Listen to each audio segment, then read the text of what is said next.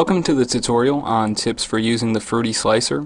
Now we all know that the slicer is a great tool for chopping up beats, but I wanted to take a look at using it for some more unconventional ways to get some new sounds out of it. In this first example, I want to use a non-percussive sample to create a percussive rhythmic background for the original sample. So I'll go ahead and load the slicer.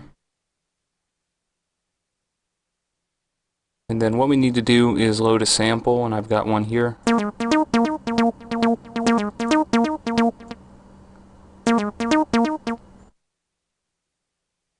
then I'm going to set this down at 135. And what we'll do first is go in here and you can hear the sample play.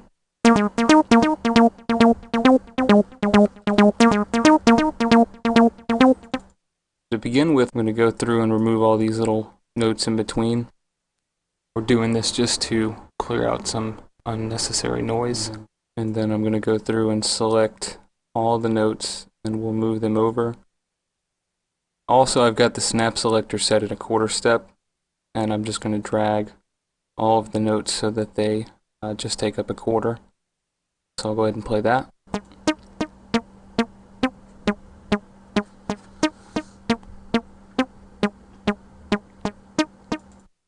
And then what we can also do, I'm going to go ahead and copy what we have on the screen and then paste. And then I'm going to drag that over. I'm going to do it again. Let's do this a couple times in here. And you would have to work on your own to create your own rhythm, but I'll just do something random here.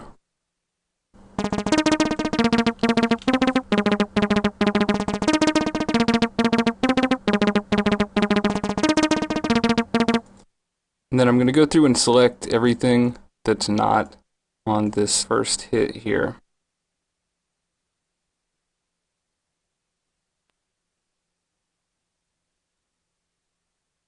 I don't know if I can get this on the first hit. Just go through and try to select some of these. I'm just going to lower the volume all the way across there, just so that we can have some accents.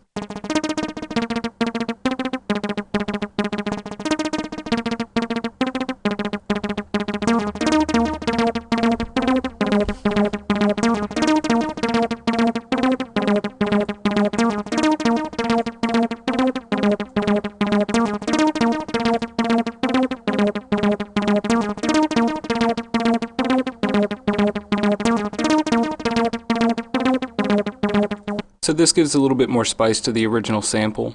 My suggestion would be to throw something like this in every now and then throughout the track to function as a fill to keep things interesting. As I pointed out in the tutorial on working with drums, producers who know what they're doing will throw in little subtle drum rolls, fade-ins and fade-outs, slight modifications to the melody every now and then. That's just to keep the listener engaged, keep your track interesting. Even if you have a great song, it doesn't hurt to add some depth to it by changing things up every few bars by simply adding in some ear candy.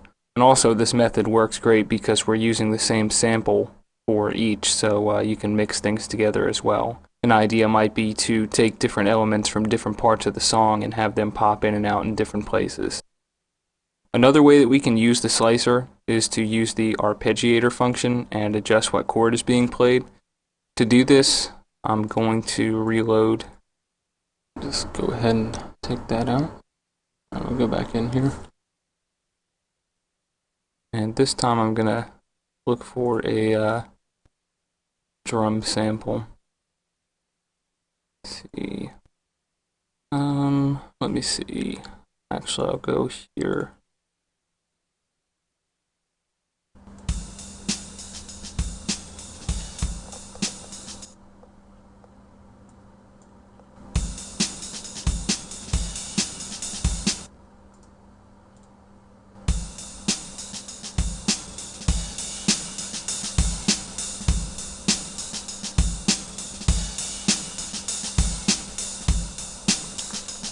Now this yields some unpredictable results sometimes, so we'll just have to play around and see what we can do. So I'm just going to experiment with some different settings here and we'll see what we can get out of it.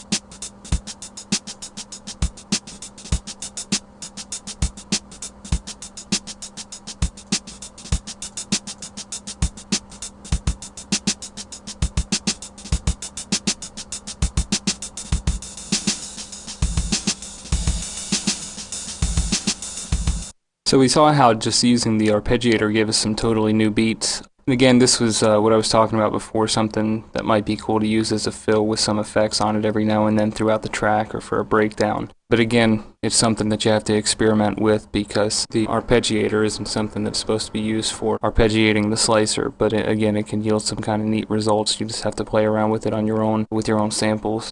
Now the last example I want to look at uses the slicer to rearrange notes, turning it into a composing tool. I'm going to go ahead and delete this, and we'll reinsert the slicer again. Now to do this, we need a sample that has multiple notes laid out in a clear and concise manner, and then we'll rearrange the notes to form a new melody. So for this,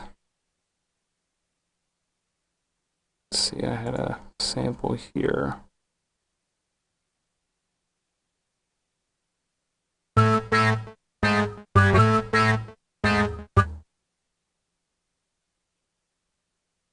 I'm going to go ahead and draw this all the way back.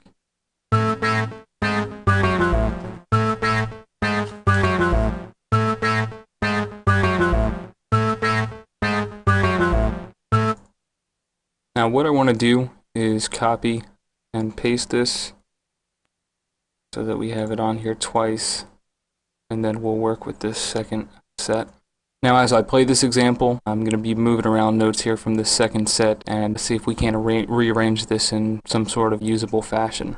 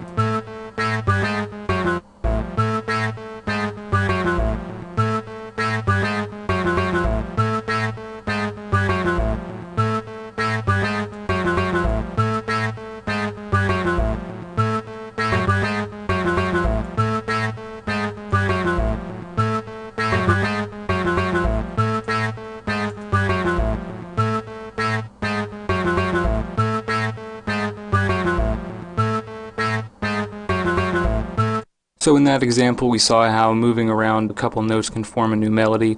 And again, this is something you'd have to experiment with and try things out. You might want to use the quantize function to make sure that all the notes line up. And again, to do this, it's going to be a lot easier if you have a sample, again, that has clear, hard notes. To do this with a pad or a string sample might be a little bit harder. But those are just a few of the things that we can do with the slicer. Of course, the slicer is always a very powerful tool to slice beats and has a lot of cool functions to work with it in that capacity, so of course remember to play around with drums as well. As with any of the plugins in FL Studio, don't be afraid to experiment with different settings. I've found that some of the coolest things that I've come across have come from accidentally discovering something when I was just playing around. So as always, thank you again for watching, and I'll see you in the next tutorial.